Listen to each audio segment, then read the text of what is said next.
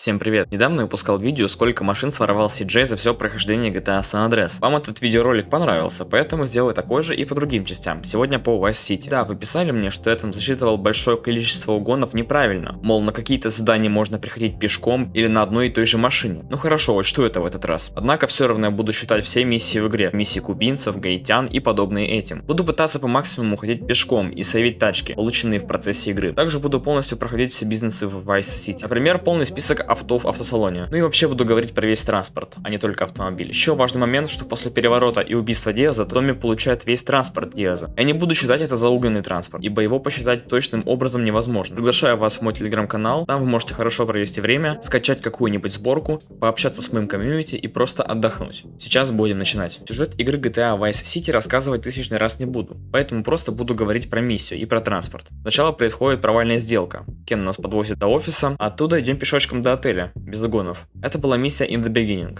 Затем на следующее утро также пешком добираемся до адвоката и оттуда в магазин одежды, переодеться на вечеринку. Там игра намекает на воровство байка, и это пусть будет первое сворованное средство, потому что потом надо будет еще и Мерседес отвезти в клуб. Потом миссия Back Alley Brawl, драка с поваром и знакомство с Лэнсом, без угонов. Jury Fury, надо запугать присяжных, долбим две тачки, опять же без угонов.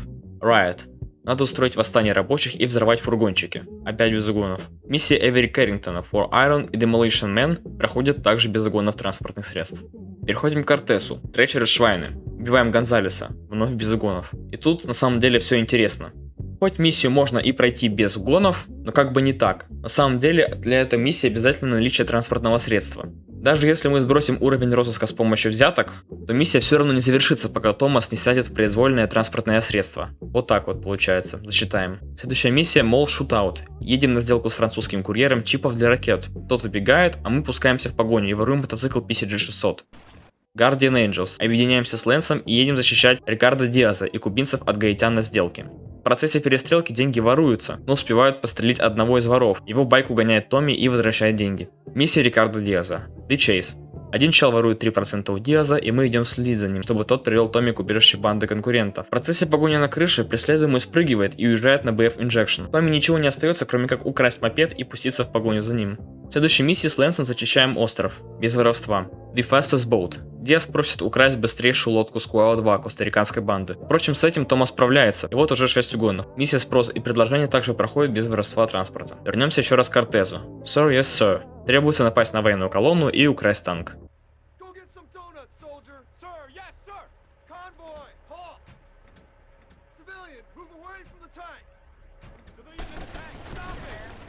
Выполнено. Чтобы добраться до танка вовремя, никак не крути, придется своровать еще одно дополнительное авто. Затем Эвери Кэррингтон. Там устраиваем подставу и сталкиваем лбами гаитянскую и кубинскую банду. Можно обойтись без угонов, опять же. Но если вы, конечно, совсем растерялись, то придется догонять. Но у меня удалось организовать подставу и без транспортного средства. Death Row. Лэнс пытается нагнуть Диаза, но в итоге обосрался. Срочно воруем еще одну машину, чтобы быстро доехать и спасти товарища. А потом еще одну, как задумывали Рокстары, чтобы сбежать от людей Диаза.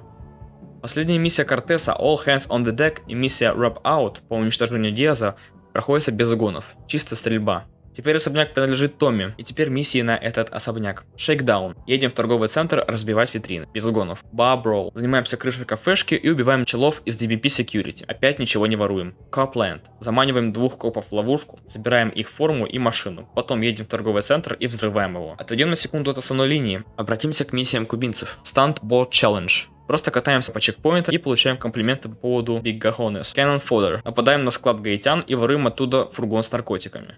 Миссия Naval Engagement. Отправляемся срывать сделку гаитян и Sharks. В процессе нашего напарника убивают. Вместе с этим мы лишаемся лодки. Приходится украсть машину, чтобы скрыться от полиции. Последняя миссия кубинцев. Троян Вуду. Крадем машину гаитян и под прикрытием попадаем на завод и уничтожаем его. В миссиях тетушки Поулет, Juju Scramble, Bombs Away и Dirty Lickens не воруем ни одной единицы транспорта. Просто убиваем кубинцев. Love Fist. Love Juice. Миссия подразумевается наличие автомобиля у главного героя. Убиваем дилера и отвозим Мерседес на вечеринку к рокерам. Остальные две миссии Love Fist Psycho Killer и Publicity Tour проходятся на выданном лимузине. Миссии байкеров. Alloy Wheels of Steel. Гоняем с байкерами на предоставленном мотоцикле. Messing with Men. Просто устраиваем хаос на улице. Octire. Крадем байк, чтобы запрыгнуть в трудодоступную базу банды конкурента. Там воруем обратно украденный байк Митча. В сумме 2 байка. Переходим к миссиям на мистера Блэка. Первая Roadkill.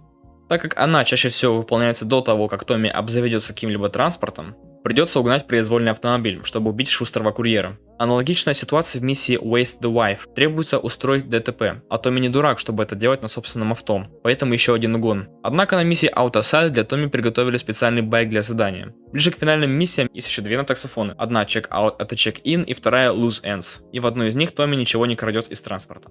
Итак, время обратить внимание на миссии по бизнесу. Сразу скажу, что на миссиях таких бизнесов, как фабрика мороженого, стрип-клуб Pole Position, Kaufman Cap, лодочная мастерская, а также типография, ни одного угона не произойдет. Начнем с киностудии. Первая в Recruitment Drive. Выбираем Candy Sacks и Mercedes на работу в порностудию. Вторая Dildo Dodo. Разбрасываем рекламу по городу на приобретенном вместе с киностудией самолете Skimmer. Martha's Mugshot. Следим за Candy Sacks на вертолете и фоткаем Алекса Шраба вместе с Кэнди. Последняя миссия G-Spotlight. Крадем мотоцикл PCG600 у охранника с киностудии и на нем по крышам добираемся до прожектора. Включаем там рекламу нашего продукта. Клуб Malibu. No Escape. Освобождаем Кэма Джонсона из тюряги. На всякий случай тут тоже засчитаю угон. Мало ли что случится во время побега от полиции. В остальных миссиях Malibu угонов не происходит. Автосалон Sunshine Autos. Для того, чтобы бизнес стал прибылен, надо доставить в него автомобили из специального списка. А так как я сказал, что бизнесы будут проходить полностью, то вот вам полный список всех 4 уровней автомобилей для угона и доставки. Первый Landstalker, Esperanto, Idaho, Stallion, Rancher, Blista Compact. Второй Sabre, Virgo, Sentinel, Stretch, Washington, Admiral. Третий Cheetah, Infernus, Banshee, Phoenix, Comet, Stinger. Финальный 4-й список. Voodoo, Cuban Hermes, Caddy, Baggage Handler, Mr. Whoopi и Pizza Boy. В оставшихся миссиях в игре, то есть миссиях Фила Кэссиди Gun Runner, Boomshine Saigon, миссии Cap the Collector на типографию, а также финальная Keep Your Friends Close, больше ничего не будет украдено. В итоге мы получили число 44. Ровно такое количество транспорта украл Томми Версетти за все время GTA Vice City. Конечно, тут есть большая погрешность, повторюсь, из-за миссий, которые можно пройти на одной машине или вообще просто все время пешком перемещаясь. Но все же я считал по своему прохождению, как бы делал я, если бы я был на месте Томми. Является ли Томми Версетти великим автоугонщиком, как это заявлено в названии игры? Пишите, что вы думаете в комментарии на этот счет, я все прочитаю. Если вам понравился видеоролик, можете поставить лайк, а также подписаться на канал, если желаете еще такого контента. Всем спасибо за просмотр. Всем пока.